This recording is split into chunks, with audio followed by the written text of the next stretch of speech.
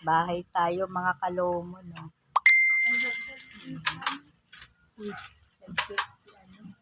Si Cristita.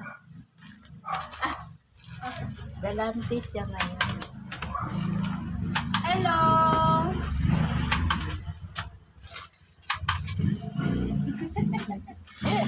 Nagdi-display, Display siya, oh. Busy siya ngayong araw. Oh, busy din ang inyong kalomon ngayong araw. Maglalakad na ako ngayon, wala nang ulan. Para makapag-video tayo, makapag-upload tayo para makita ninyo ang lugar ng Dasmariñas. Dito sa amin, sa may Paliparan, Paliparan 3, Dasmariñas, Cavite.